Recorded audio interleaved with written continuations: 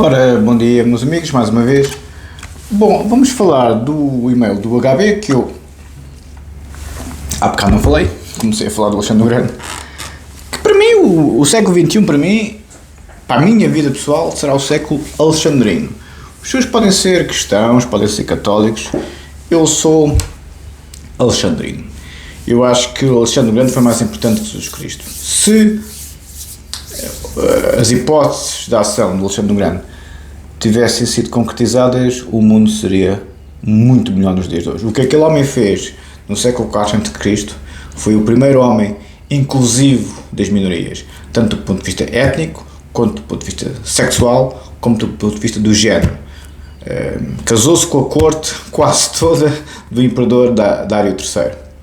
Foi com a mãe, aliás, fez um filho à mãe da rapariga que depois com se casou, fez um filho à mulher do imperador Dário III, porque o imperador Dário levou a esposa e a filha para a baseada disso, onde levou uma tarefa infinita dos 40 mil homens do Alexandre contra os 100 mil de Dário III, e levou a mulher e a esposa.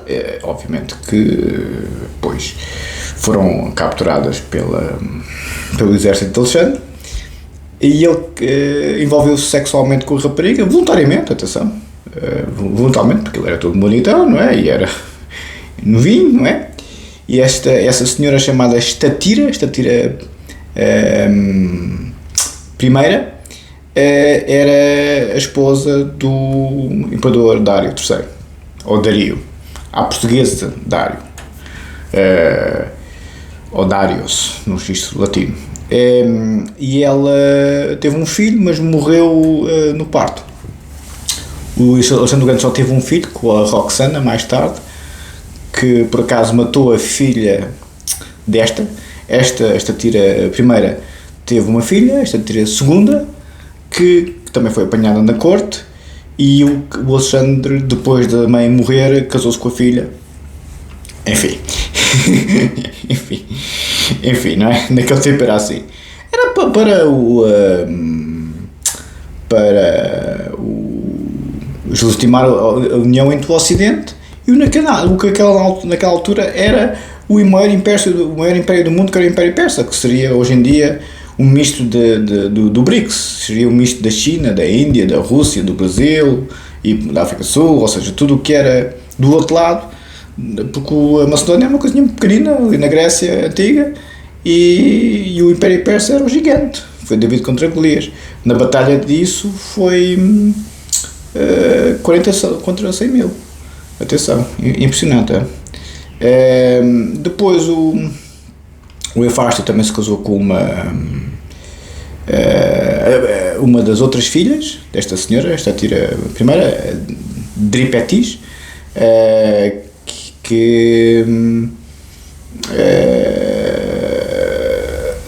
o Hefástio era enfim, o duplex do Alexandre, que havia ali uma rosca do ponto de vista romântico.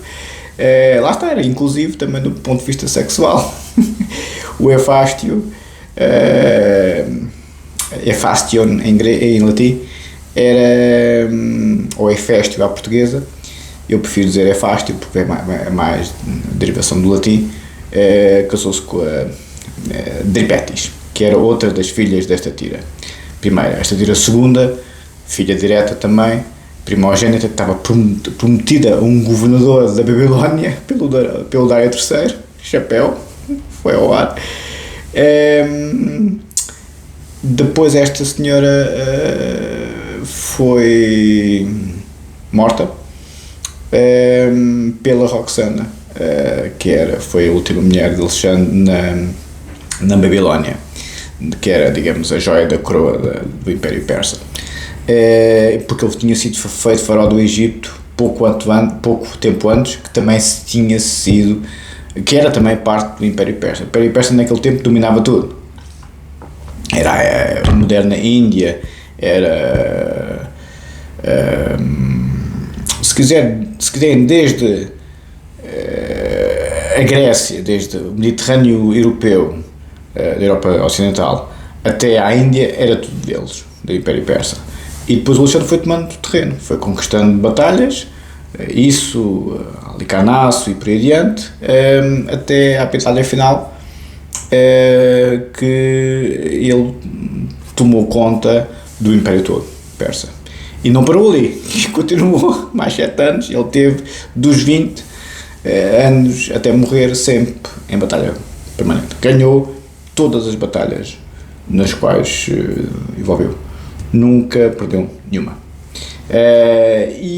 Para mim, o século XXI será o ano alexandrino, porque o Alexandre foi o primeiro, foi quem começou verdadeiramente com a ideia, foi quem trouxe os poemas homéricos e a civilização do ponto de vista da filosofia ocidental, especialmente com o pensamento lógico e formal, ou seja, ele aplicou Aristóteles à letra, daí ser um estratega militar brilhantíssimo. Chegou a dizer a um dos generais dele, que era o general Parménio, que estava sempre a dizer: tenho experiência de lutar contra os persas, contra o imperador Dário. E ele disse: pois, mas a tua experiência e o meu filho perdemos sempre. Vamos ver se a minha inteligência vamos ganhar. E ganhou, nunca perdeu nenhuma batalha. É uma estratégia militar fenomenal, um rapaz de 20 anos. E um príncipe, quer dizer, Betinho. E foi, há várias fontes que dizem que ele teve 4 anos com Aristóteles, 7 anos com Aristóteles, outras 13, 14. Eu sou mais apologista que seja os 13, 14 anos, porque os espartanos, os miúdos, iam aos 7 anos para o colégio militar lá do sítio e ficavam lá até mais ou menos aos 20 anos, é verdade. Eu acho que o rei Filipe da Macedónia contratou Aristóteles, que também era macedónio, desde a tenra idade de Alexandre. Acho que para mim seria desde os 6, 7 anos que ele teve com Aristóteles até aos 20 anos, mas é possível que tenha sido só desde os 13, devido à questão da tutoria dos adolescentes, dos efebes, como se dizia naquele tempo. As fontes divergem, quer dizer, isto é a teoria clássica, estamos a falar há 2500 anos, não é? Mas o século XXI será o século alexandrino, uma espécie de renascimento que nós precisamos de fazer na Europa Ocidental. Depois da Idade Média tivemos o Renascimento no século XVI, com o seu corolário com o iluminismo no século XVIII, com o tio Kant e Companhia Limitada. E no século XXI temos a opção de ser um século alexandrino ou ser o outro lado da equação. O outro lado da equação é a doença mental criminal, como eu já ofereci aqui dito muitas vezes. Porque é que eu gosto tanto do Alexandre? Porque foi o que determinou o desenvolvimento da civilização através da filosofia, através do pensamento racional e lógico. Jesus Cristo, por mais que me custe dizer, determinou a evolução da civilização através da religião, da crença no divino. Não é uma boa ideia. Foi o que foi preciso na altura, não digo que não acredito que a cristandade seja a solução. Discordo da André Ventura, direitas securitárias, de extremas direitas e até do meu grande amigo Miguel União ou de outras pessoas crentes. Não acredito que a religião seja a solução da humanidade. Acho que, como sempre, a filosofia é a solução da humanidade, o pensamento racional e lógico da filosofia, não o pensamento metafísico da religião, porque, como sempre, estamos sempre a embirrar com pessoas que não têm a nossa religião nem o nosso entendimento político. Eu nunca tinha visto tantos fanáticos como nas redes sociais e tantos doentes mentais criminais, como eu lhes chamo, psiquiatria criminal, porque são ou do registro religioso, no sentido clássico do termo, o cristianismo, o judaísmo, o islamismo e por aí adiante, ou do outro lado, que é a religião woke dos dias de hoje, que são completamente doentes, que são fanáticos não com o divino, mas com as ideias deles. Política e religião são muito parecidas porque não têm pensamento filosófico nenhum. Não é nada racional, não é nada lógico, é só emoções. É o meu entendimento. O pai do Alexandre Grande era o Filipe II.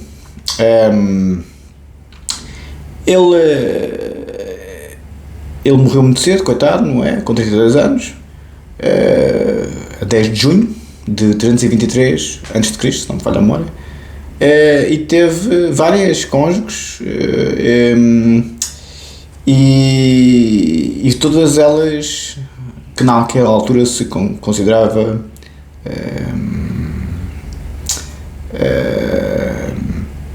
bárbaras, ou seja, ele era o civilizado, se bem que os persas é que consideravam os gregos e os macedónios bárbaros, mas enfim, era um ocidental a casar-se com o que hoje em dia seria considerado uma pessoa de registro não caucasiano para um europeu, ou seja, todas as esposas dele foram mulheres não caucasianas. Diz tudo, isto é que é um verdadeiro multicultural, há 2500 anos. Aliás, o Ptolomeu, que depois deu origem à linhagem da Cleópatra no Egito, foi o primeiro faraó, não foi o primeiro faraó, mas substituiu o Alexandre como faraó, e a linhagem dele foi que deu, tempos mais tarde, a Cleópatra, na descendência de Ptolomeu. Cleópatra é descendente direta de Ptolomeu, que foi um dos generais do Alexandre e era muito amigo dele, e tinha sido também aluno de Aristóteles, justamente com Alexandre o Grande. Há muitas teorias sobre quanto tempo Aristóteles teve a ensiná-lo. Muitos dizem que começou aos 13, acabou aos 20, outro começou aos 16, acabou aos 20, outro começou... há várias teorias. Eu acho que começou aos 6, 7 anos, acabou aos 20, cá para nós. Ele acabou de ser ensinado por Aristóteles, foi direitinho que nem um fuso para a conquista do mundo inteiro. Conquistou o intelecto através de Aristóteles, depois conquistou o mundo inteiro através das suas campanhas. Gaugamela foi a última batalha de Alexandre o Grande com o exército persa, e foi o exército de Alexandre era 10% do exército de Dário III. 10%. Os outros tinham 10 vezes mais homens. Ganhou. Também ganhou.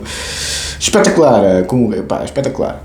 E depois o Besso que era um dos conselheiros e generais do Dário, é que matou o imperador.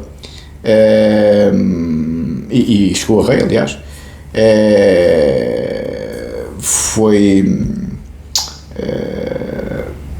Assassinou o imperador Dário III porque o Alexandre estava atrás dele, e depois o Alexandre foi atrás do Besso porque o Besso tinha morto o rei, e ele diz que o rei não morre assim, o rei morre com dignidade e com honra, e deu funeral de Estado ao imperador Dário III, que, enfim, como sabem, era uma coisa impressionante.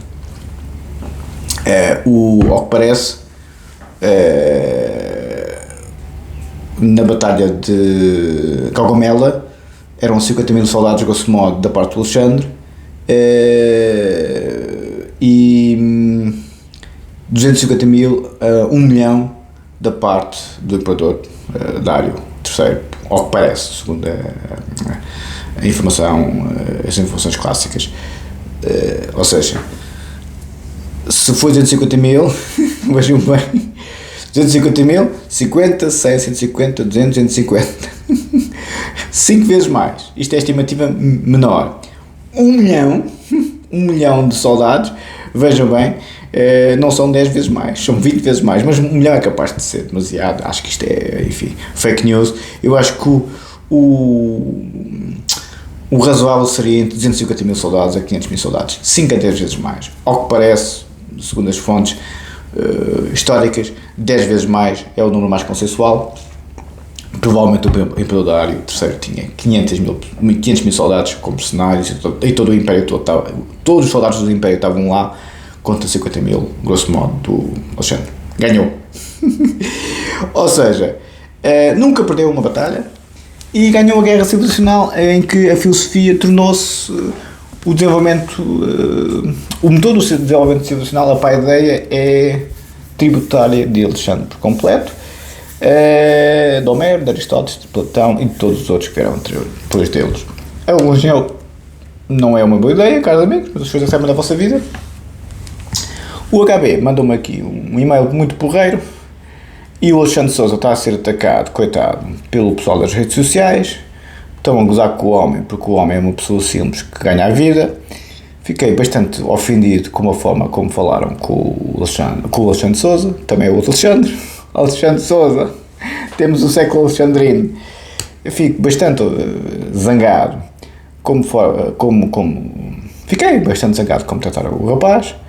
Ele pôs aqui um post Alexandre, um grande abraço para si, pá. Oh, pá, não ligo, são maluquinhos. Aposto consigo, Alexandre, que é uma pessoa desconhecida, nas sombras, encabeçado. Não se preocupe. Não se preocupe. É o habitual. Eu chamo-lhe. É os invejosos do costume. Que, enfim, fazem tudo o possível e imaginável para o destruir. Lhe garanto que isso é o pão nosso de cada dia. São pessoas que, enfim, a sociedade de hoje produziu, a tecnologia produziu, os covardes modos que na corte de Alexandre nem para lavar a latrina serviam. Diz aqui, pôs aqui o Alexandre, um post dele na rede social dele. A mim admira-me uma pessoa a falar mal dele, que um estudante cuja experiência é trabalhar num supermercado e a fazer Uber se proclama tão dono da verdade em tantos assuntos. Pois o Alexandre sempre foi um homem sério, não é? Ao que parece, a trabalhar no supermercado e a fazer o Uber, e o Alexandre depois responde: o que penso já não é um problema, agora é a minha vida. É verdade, toda a vida trabalhei em circunstâncias mais humildes porque não nasci num berço de ouro, não tive condições para ingressar no ensino superior quando saí do ensino secundário e tive de aguardar vários anos para juntar dinheiro para o fazer. Trabalhei num supermercado, na Uber e num call center. Sim é que é, Alexandre, sempre a trabalhar, isso é que é. Mas nunca roubei nada a ninguém, toda a vida trabalhei para ter o que tenho a maior parte, talvez a maior parte dos políticos experientes, pois, Alexandre, é tudo jotas, nunca trabalharam na vida, não possam dizer o mesmo. Uma coisa é certa, há pessoas incomodadas, talvez haja algum motivo para isso. Sim, Alexandre, eles só ganham na secretaria, Alexandre, eles não nos conseguem calar do ponto de vista do raciocínio e da troca de ideias. E muito ao contrário de Alexandre Sousa ou Alexandre Grande, são doentes mentais criminais, como é evidente. Não se preocupe, caro amigo, se precisar de alguma coisa disponha, hein? Está bem, Alexandre? Um grande abraço. É o que os senhores veem. Vimos de Alexandre o Grande e Paideia e Aristóteles e Wittgenstein desta vida para esta gente. Que é o que eu estou aqui a fazer, só se fosse maluco. Enfim, aí vale a pena. Vamos para um bocadinho para o HB. Fica para amanhã o seu e-mail, já falei demais hoje. Fica para amanhã o seu e-mail, mas agradeço as amáveis palavras, caro amigo, agradeço as amáveis palavras. Vamos para a Paideia um bocadinho e vamos para o Tratado Lógico Filosófico. Vou começar já a ler as proposições, porque eu e o Dr. David estamos a ler os prólogos e a introdução e o comentário do Tiago Oliveira à tradução do Tratado Lógico Filosófico para português do professor Manuel Lourenço. Eu, por acaso, até pedi à minha mãe para tirar uma fotografia do tratado que tenho lá em casa e da Paideia. O tratado que eu tenho lá em casa é a terceira edição. A que estamos a ler é a sexta edição. Vejam bem há quanto tempo é que eu não ando de volta daquilo. Mas não percebo muito daquilo. O Wittgenstein é muito avançado. Tenho que estudar mais. E essa é a minha vida. Se só uma vez está pronto, está bem. Ficas-te com eles, filho. À vontade. Então, vamos para a minha tese de doutoramento em Direito Penal. Como sabem, a versão em português. Tínhamos ficado no Schuman, que é uma expressão que eu gosto muito em relação ao livre-arbítrio. O Schuman me diz, eu digo, a citar o Schuman, ou como uma mera realidade, o livre-arbítrio, a liberdade de escolha no direito penal, a consciência de ilicitude, quando os senhores decidem ou não cometer um crime, o Schuman diz, é uma mera realidade linguística dos povos ocidentais. Uma mera realidade, abre hipótese, não diz, abre hipótese, uma mera realidade linguística dos povos ocidentais. Eu sou levado a crer que não está longe da verdade. O etnocentrismo cultural e epistemológico e até jurídico que eu vi deste lado do mundo, pessoas a falar a minha língua, supostamente, mal e porcamente, mas sim, eu sou levado a concordar que a Europa tem mesmo uma grande ingenuidade de como é que o resto do mundo funciona em termos de operadores formais, de raciocínio abstrato da filosofia e de raciocínio abstrato da matemática. Como não há tradição filosófica deste lado do mundo, a não ser espiritual da religião, eu nunca vi gente tão estúpida na minha vida e nunca vi gente a fazer o que faz, do ponto de vista criminal. Os piores assassinos de caráter que eu alguma vez vi na vida, e assassinos existenciais, é pessoal deste lado do mundo. dir-me-ão, mas são as pessoas normais? Não, claro que não, as pessoas normais até são umas bacanas. É os extremos, como sempre, não é?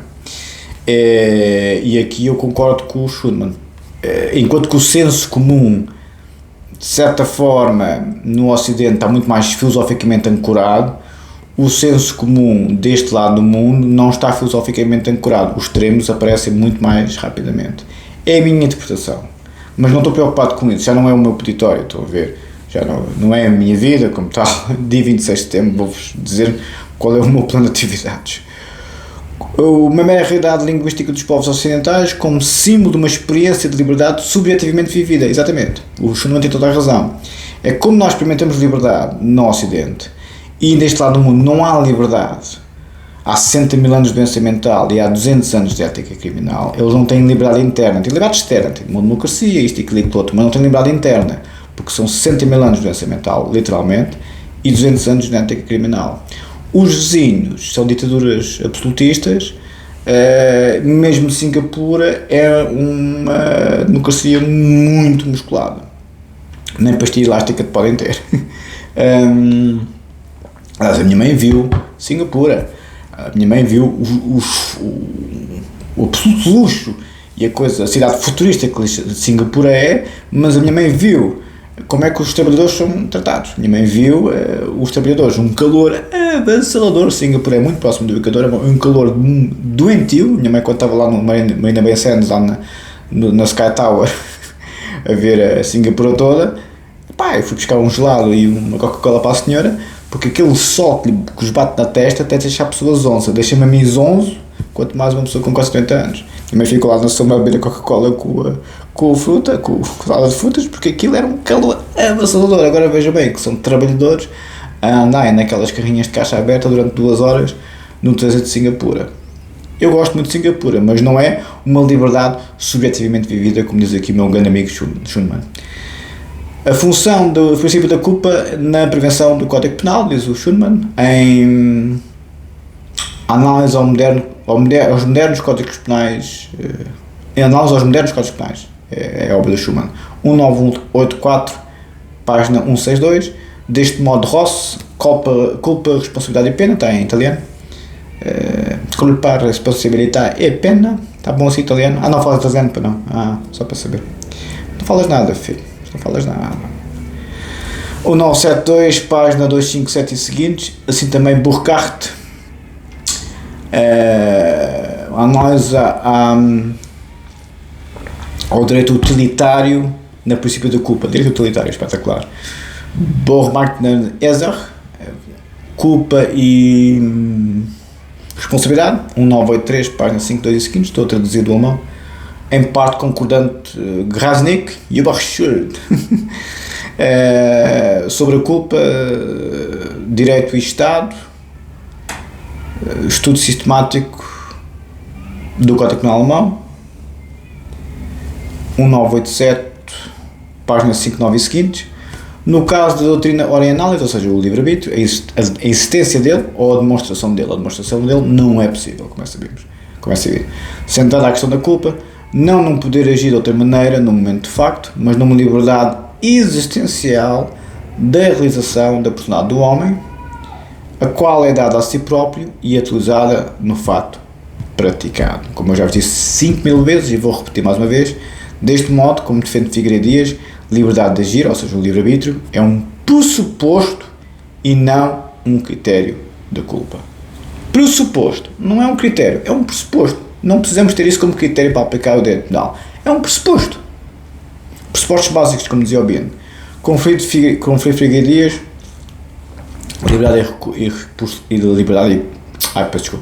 culpa e proporcionalidade para uma reconstrução ético-jurídica do conceito de culpa de direito penal em liberdade de culpa de direito penal, pós-fácil da segunda edição, 1983, página 277. Até os prefácios do professor Figueiredo Dias são um espetáculo. Por isso é que eu leio tudo, as introduções, os prólogos, os prefácios dos autores, porque são autênticas obras-primas. Vamos um bocadinho para o Tratado Lógico-Filosófico do tio Wittgenstein, que é a maior obra que articula a filosofia e a matemática. O Wittgenstein gostava muito de Aristóteles, apesar de ter dado uma tarefa infinita a Aristóteles, foi o único que desmontou A lógica aristotélica, quando os senhores dizem é lógico, nos dias de hoje, devem isso a duas pessoas, fundamentalmente. O estagiarita, o Aristóteles, que era assim que ele era conhecido, porque ele era de Estagira, e Ludwig von Wittgenstein. Mas eu não estou aqui com esperanças que os senhores fiquem pessoas instruídas e ilustradas. Não estou. Eu estou aqui no sentido de estudar em voz alta, faço o que me apetece nos dias de hoje. E os senhores vão atacar rapazes humildes, de grande trabalho e grande disciplina, como o Alexandre de Sousa. Bem. Tenho a sorte do Alexandre de Sousa não ser a minha pessoa, não é? É que, enfim. O Alexandre nunca perdoou aos seus inimigos. Nunca. Aliás, com quem ele era mais duro era com os próprios gregos. Porque traiu, obviamente, a sua própria pátria e a sua própria língua, como é evidente, não é? Ora, vamos ler o Tratado ao Dr. David. Eu vou passar tudo isto, a introdução, os anexos, eu sei que você toma notas disto tudo. E vou já começar a ler o tratado nas proposições, está a ver? E depois, Dr. David, se puder anotar aí em que proposição é que eu fico na sexta-feira, veja a última, para depois no sábado nós não nos repetirmos. Vamos começar Tractatus Lógico-Filosóficos, dedicado à memória do amigo David Pinson. Ele era o namorado do Wittgenstein, ele gostava muito deste senhor, deram-se muito mal e aquilo acabou muito mal, mas o Wittgenstein era homossexual, como já vos disse, e dedicou o tratado ao amigo dele, ao namorado dele, ao companheiro dele. Correu mal, infelizmente, mas enfim, não se pode ter tudo, né? Coitado do Wittgenstein. Não vou ler o prólogo do tratado, do Dr. David, do próprio Wittgenstein, vou só começar a ler as proposições. Tratado Lógico-Filosófico. Proposição 1. O mundo é tudo o que é o caso. 1.1. O mundo é a totalidade das coisas. O mundo é a totalidade dos factos, não das coisas. Não das coisas. 1.11. O mundo é determinado pelos factos e assim por serem todos os factos. 1.12. A totalidade dos factos determina, pois, o que é o caso e também tudo o que não é o caso. 1.13, gosto muito desta. Os factos no espaço lógico são o mundo. Só no espaço lógico é que os factos são o mundo. Não em espaço virtual, não em espaço moral, não em espaço ético. Espaço lógico. Qual é o espaço lógico num Estado de Direito Democrático? O Estado de Direito, como é evidente. Num tribunal é que se averigua a verdade dos factos. O espaço lógico das pessoas é, em termos de julgamento moral, sempre um julgamento jurídico-moral. Só o juiz é que vos pode julgar. Não é o ser humano que se julga constantemente um ao outro com acusações não factuais, mas sim meras opiniões e especulações. O Wittgenstein aí é limpinho. Os factos é só no espaço lógico que são o mundo. O espaço virtual não tem nada de espaço lógico. O Wittgenstein olhava para isto e dizia, isso é tudo gente maluca, como é evidente, não é? 1.2, o mundo compõe-se em factos, exatamente. 1.21, um elemento pode ser o caso ou não ser o caso e tudo o resto permanecer idêntico. E este tem, um elemento pode ser o caso ou não o caso. Pode ser o caso ou não ser o caso e tudo o resto permanecer idêntico. Número 2, o que é o caso, o fato, é a existência dos estados de coisas. Diz depois aqui, nota o Wittgenstein, os números decimais como números das proposições individuais indicam o peso lógico das proposições, a ênfase que lhes é dada na minha exposição. As proposições número 1, número 2, número 3, etc. são observações sobre as proposições número. As proposições N, ML, N, M2, etc. Observações às proposições N, N, M, etc. Ou seja, ficamos por aqui. Até nas proposições. É uma tese de doutoramento do Wittgenstein. Não perdoa nem ao menino de Deus. Vamos para a doutrina do direito penal do professor Figueiredo Dias, que é outro Wittgensteiniano. Eu tive algumas conversas sobre o Wittgenstein com o professor Figueiredo Dias. ele gostava muito de pensar. Quem é que não gosta, não é? Quem não gosta. Os doentes mentais e os criminais, sim, sabemos disso. Sabemos que esse pessoal não gosta. Esse pessoal só gosta do crime, da doença mental, não é? É a cultura deles, porque eles têm uma cultura de 100 mil anos de doença mental e 200 anos de doença criminal, mas pensam porque falaram uma língua X, porque nasceram ou foram, ou chegaram novos e desculturizaram-se por completo, são pessoas evoluídas porque estão em países ricos. Isso é muito típico dos ditos países progressistas. Vê-se onde é que estão a chegar. Nunca se viu tantos neonazis, os cidadãos soberanos a matar os polícias, mas depois estão a receber subsídio de desemprego ou prestações sociais do governo, mas são cidadãos soberanos. Para matar a polícia já está tudo bem, mas para receber dinheiro do Estado já não há problema. Estão a ver? É isto que produzem estas sociedades progressistas, este tipo de pessoas. Ficas tu com eles, filho, não há problema nenhum. Ficas tu com eles. Prefácio da primeira edição, não tem nada a ensinar. Eu, graças a Deus, os meus estudos foram com discípulos diretos como Simon, Freud, Melanie Klein, Bion, Ricoeur, Heidegger e Gadamer. Pronto, Wittgenstein, acho que estou a esticar a corda a dizer que sou discípulo direto. Mas os outros 6, sou discípulo direto através do professor Pedro Luz com o Sigmund Freud, do professor Gossen com Melanie Klein e com o Bion, e do Sr. Conceição de Brito com o Heidegger e com o Gadamer, e do professor Michel Renaud com o Ricoeur. Pronto, não tem nada a fazer em doença mental e 100 mil anos e genética criminal com 200 anos, porque eles é que mandam. À vontade, ficas tu com eles, filho. Tens toda a razão. Mas é que tu mesmo, vou falar a sério, tens toda a razão, filho. Ficas tu com eles, não há problema nenhum. Prefácio da primeira edição. Post tantos que labores. Espetacular. Começa com o latim. Sujo há já décadas sonhado e há espaços trabalhado. Tomo 1 do direito penal, parte geral. Isto foi feito em 2004, há 21 anos. Isto é obra magna do professor Figueiredo Dias. É uma tese de doutoramento mais ou menos multiplicada por 1000, para as pessoas normais. Isto é um dos livros mais espetaculares que alguma vez li na minha vida toda. A doutrina geral do crime do professor Figueiredo Dias. Os senhores vão adorar isto. Não é duro como o Wittgenstein, é claro. E os senhores vão ver. É uma coisa que os senhores vão ficar doidos com este livro. É uma obra de arte. É mesmo um gênio o homem. Entre eles, e o livro que publiquei em 93, Direito Penal Português, parte geral 2, as consequências jurídicas do crime, permanece ainda uma lacuna relativa às formas especiais do crime, que ele agora falou na terceira edição, como sabem.